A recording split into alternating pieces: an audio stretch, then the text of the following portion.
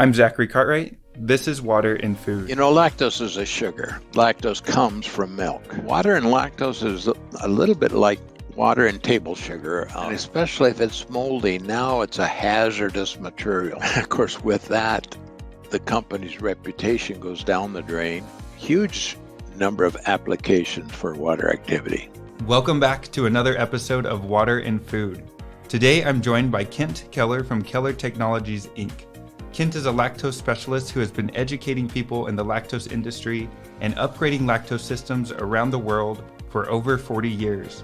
In the year 2000, Kent was honored with the American Dairy Product Institute's prestigious Award of Merit for his lifetime contributions to the lactose processing industry, and he has even been referred to as Mr. Lactose. So today I'm honored to have Kent Keller on the Water and Food podcast. Welcome to the show. How are you? I am fine. Thank you, Zach. It's a pleasure to be with you. We've had a good working relationship with your company, and it's a pleasure to do this. Well, I've been trying to get you on the show for quite some time. You're a hard guy to track down. Well, yeah. I don't know. I guess I still have many opportunities to contribute, so I try to do that.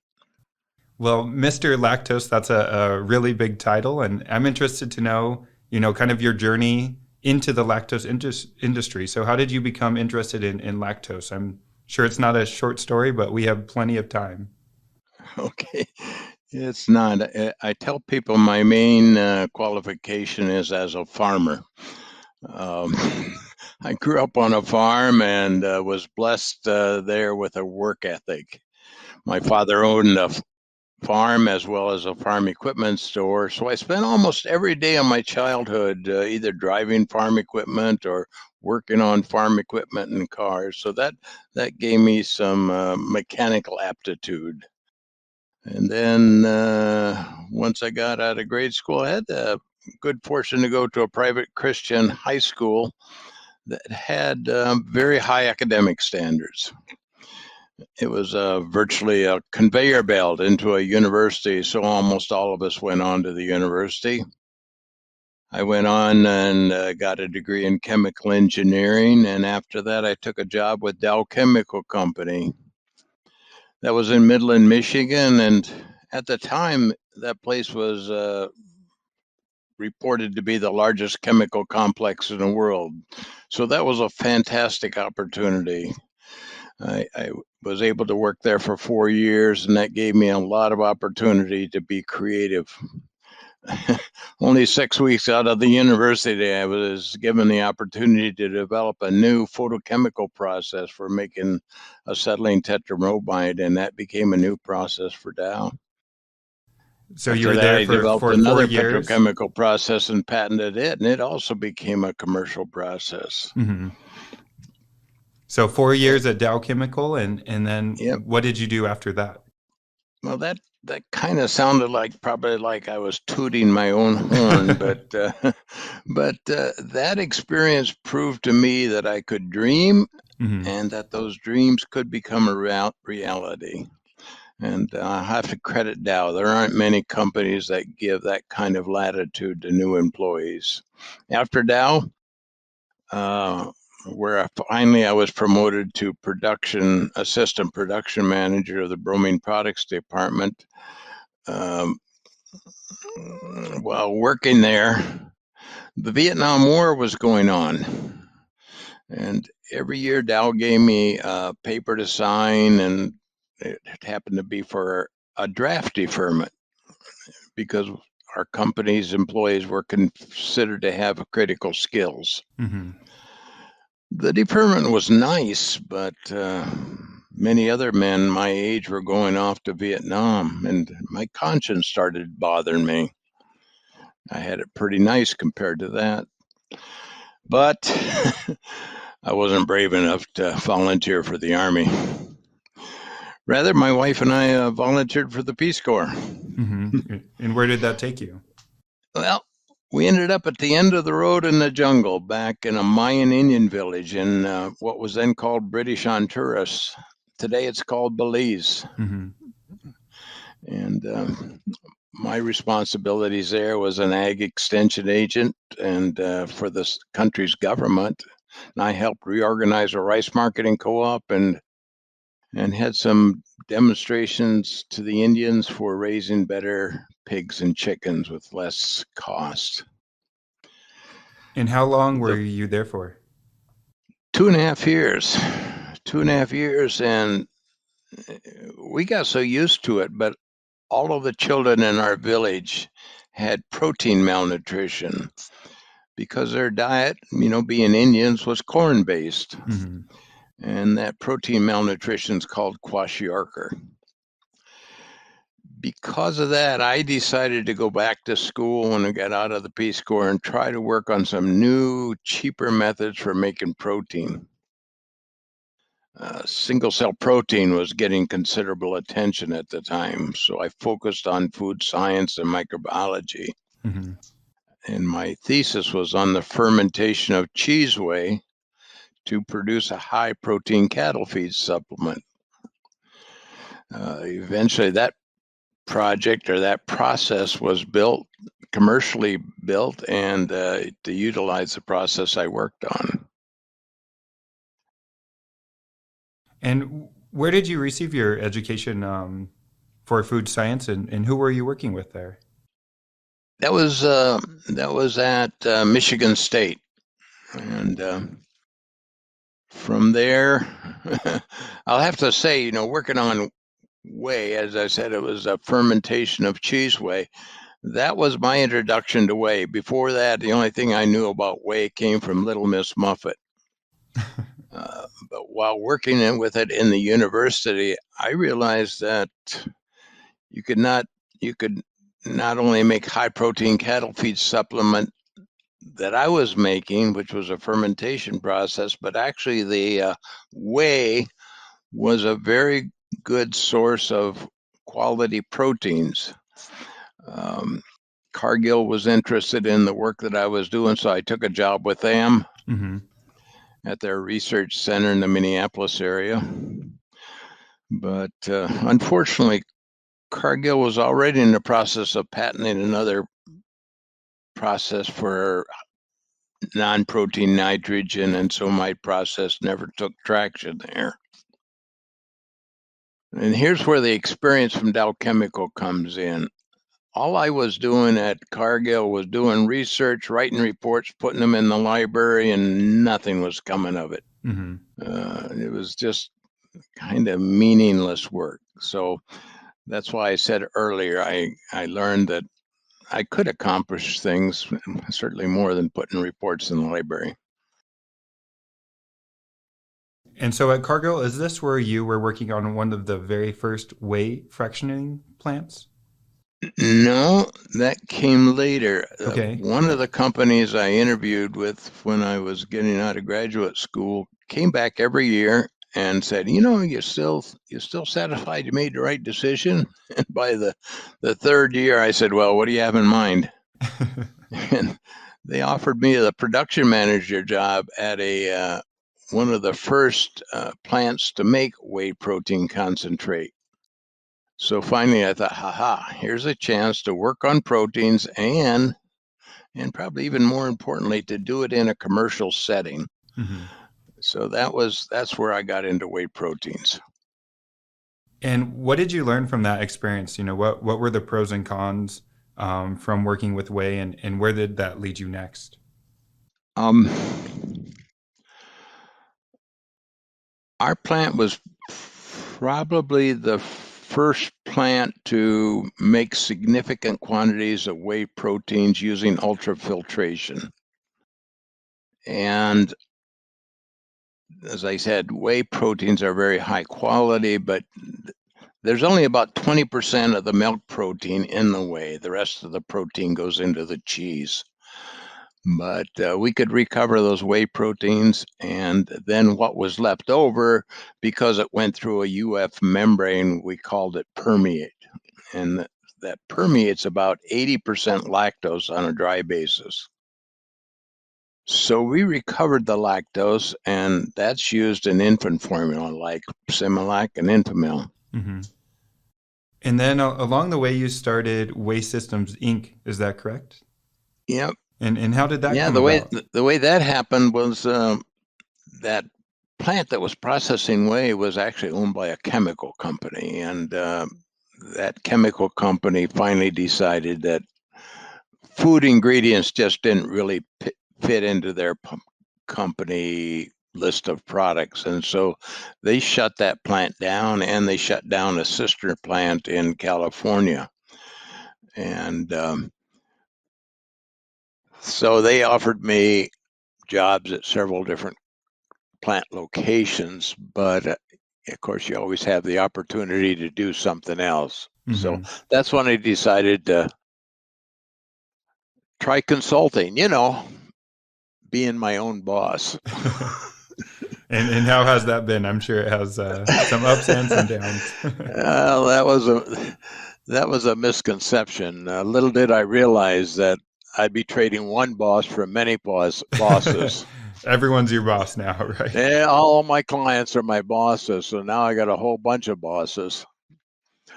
Um, After working on that process for whey proteins, I was really convinced that those were quality proteins and that we could produce them more efficiently Hmm.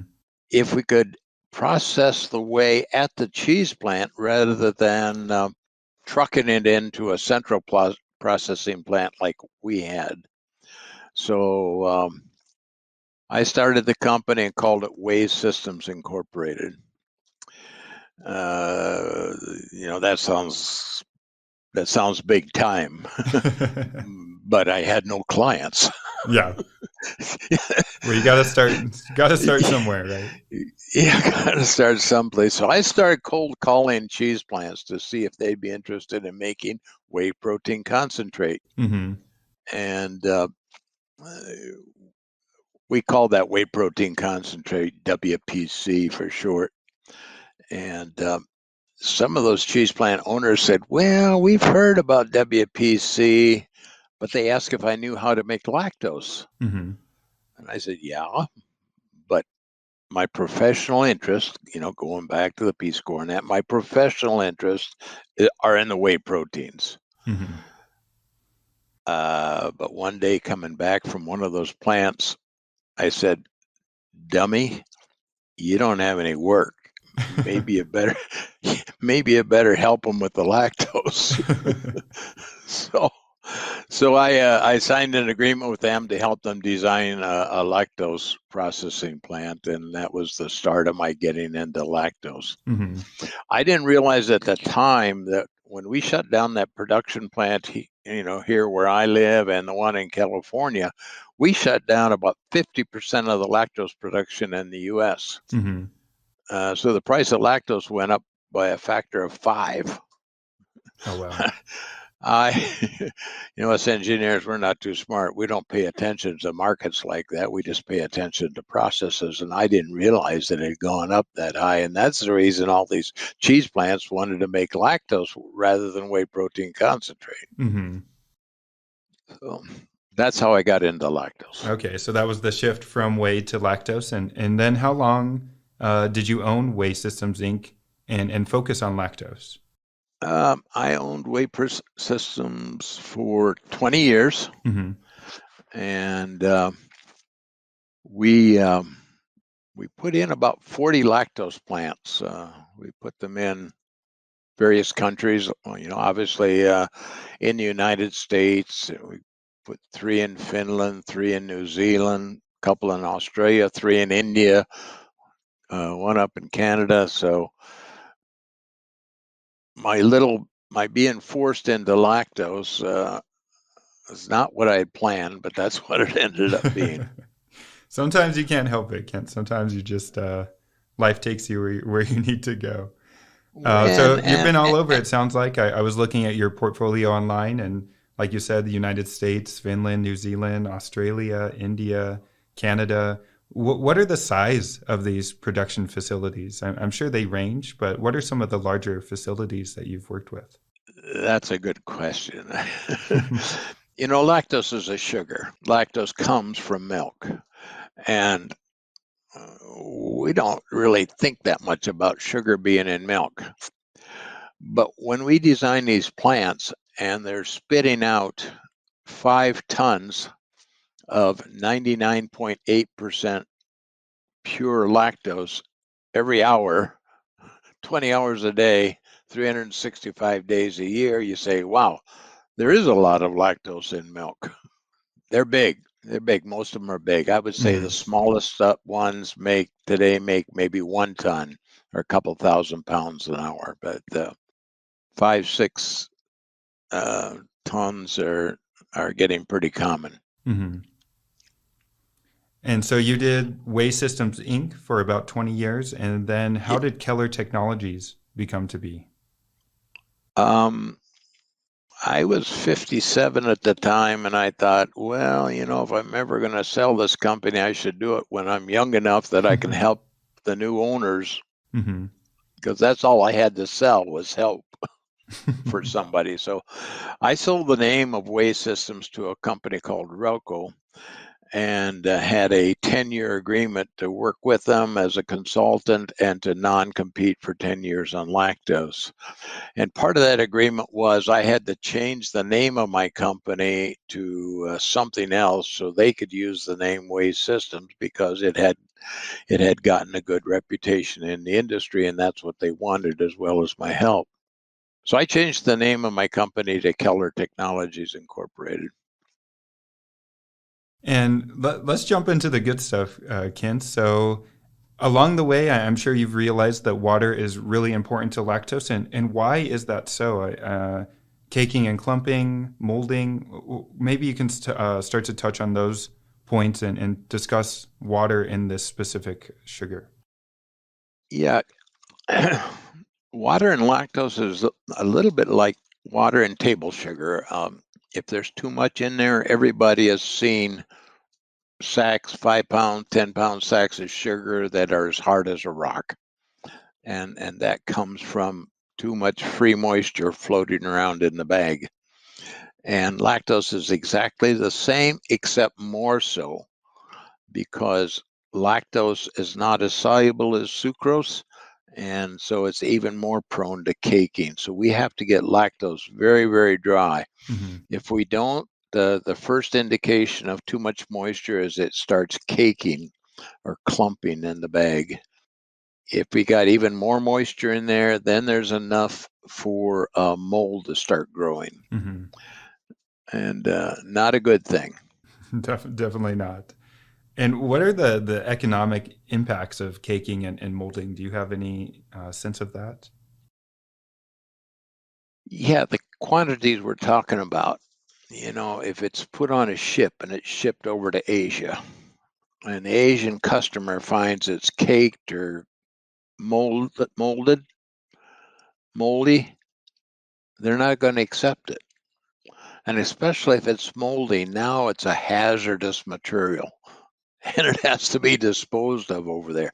So that becomes very expensive for the company that made and shipped the lactose. So those are big consequences of it. So getting rejected after shipment is a loss, not only a loss of revenue, but it's a cost for disposal. Of course, with that, the company's reputation goes down the drain, and they lose future sales. So it's a huge economic impact. So water activity is very important to lactose.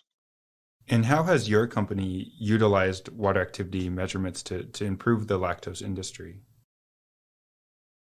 My first introduction to the concept of water activity came from a colleague that I worked with back at Cargill, and he had been in graduate school working with Dr. Ted Labuza, who I believe is a pioneer in that whole concept.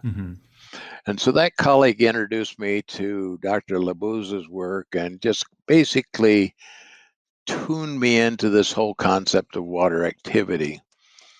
I don't know that there were any water activity meters at that time, and that was back in the say mid-70s. And when I was having trouble with lactose, I remembered this and I thought, well, if I can measure the humidity of the air that's between the lactose crystals, that might be a more sensitive indicator of lactose moisture than trying to measure the free moisture in lactose. So I started using a humidity gauge and a thermometer, and I set some specs and communicated these to my clients, and we used that for a number of years.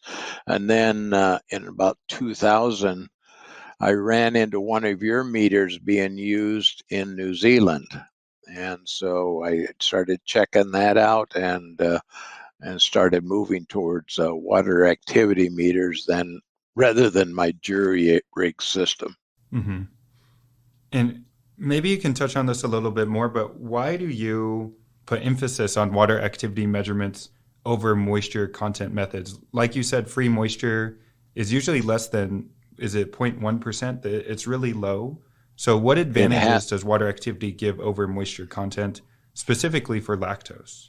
You can imagine this lactose, since it's such high volume, a lot of it gets packaged in 2,000 pound bags, bulk bags, or 1,000 kgs in a bulk bag. And we're interested in about 0.1% free moisture. If it goes up to 0.2, that's 100% air. Mm-hmm. And trying to find the difference of between 0.1 and 0.2 in that is really difficult for a production laboratory to do. Mm-hmm. It's very unreliable.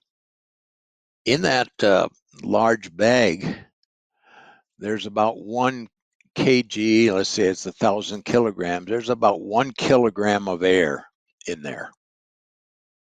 And 0.1% free moisture is also about 1 kilogram of free moisture. So if you have 1 kilogram of air and 1 kilogram of moisture, that's 50-50.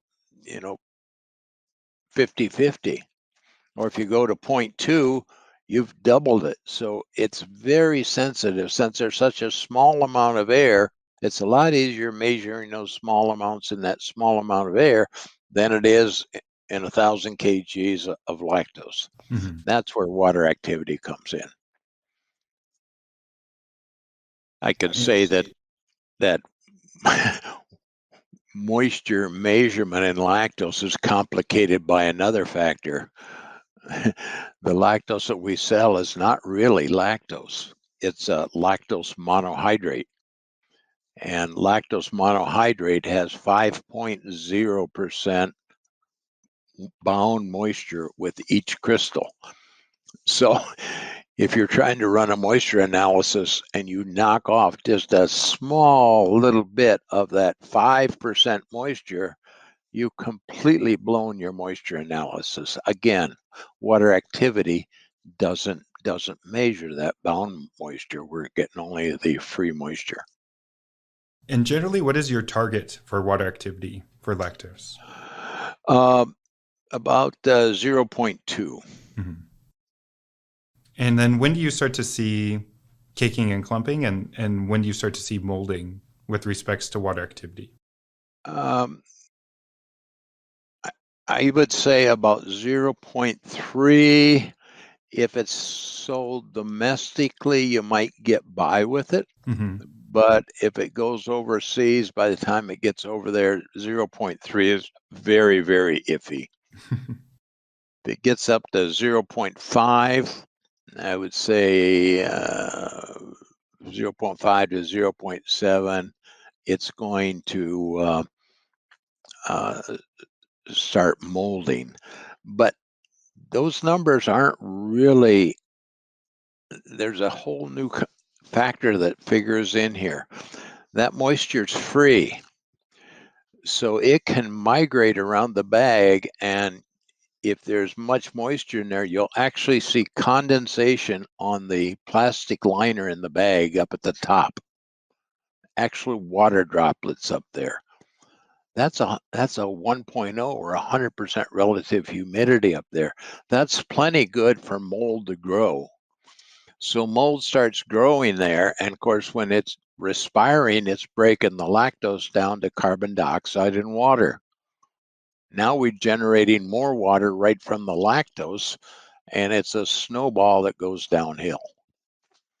Very important to stop that free moisture from moving around in there. Mm-hmm.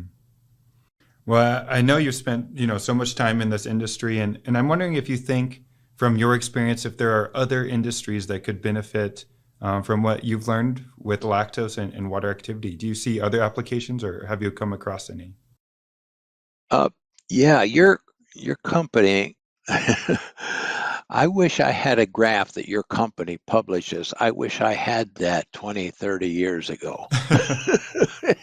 It does a beautiful job of showing the effect of water activity on things like caking and molding and crispness and bacterial growth and these kind of things. And all those things are extremely important for lactose, but they're virtually important for almost any other food product, even things like crispness of a cereal or something like that. So huge number of applications for water activity meters.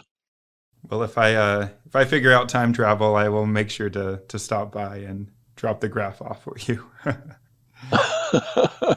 And Well, then, I've got the graph, and it's available on your. Let's see. I think it's available on your website, or it's published there if you dig someplace in there. But anybody that's listening to this and has any interest in water activity certainly ought to get that graph. And Kent, what is next for you? I mean, you've been in this industry a long time. You've earned the Mr. Lactose title. What's next?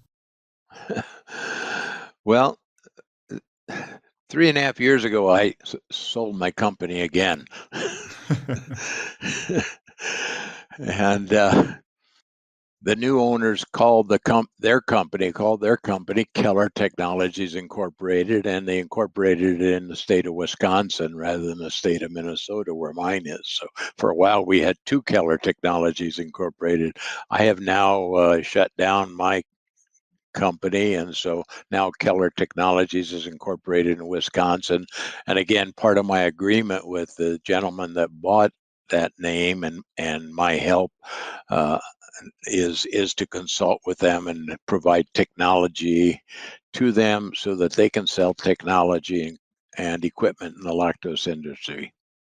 That's the main thing I got going now.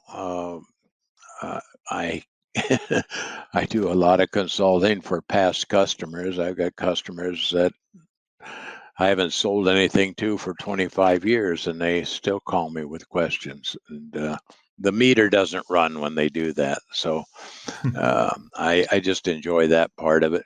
I would like to continue serving the whey processing industry as I mean, it's been good to me. It's been extremely good to me, and I'd like to return serve the industry as long as I'm physically and mentally able.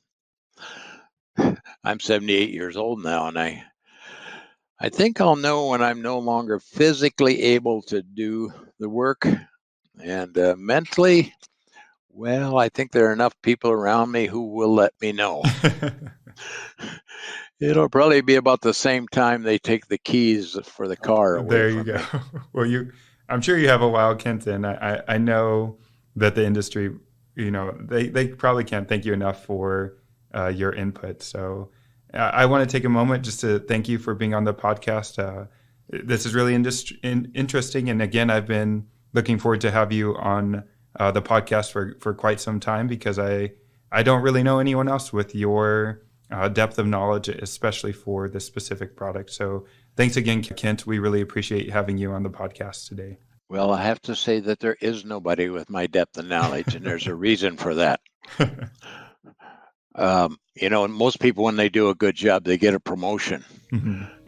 in my company, I haven't gotten a promotion for 45 years. So I'm working on the same type of projects for the last 45 years. I've never gotten promoted away from it. So during that time, you've got enough time to make enough mistakes, and you'd have to be brain dead to not learn something from it. Well, we appreciate you, Kent, and thanks again for being on the show. Well, thank you, and thank you for the help that your company has given us. Of course. Have a good one, Kent. Goodbye now. I'm Zachary Cartwright. This is Water and Food. Find this podcast on Apple iTunes, Spotify, or wherever you listen to podcasts.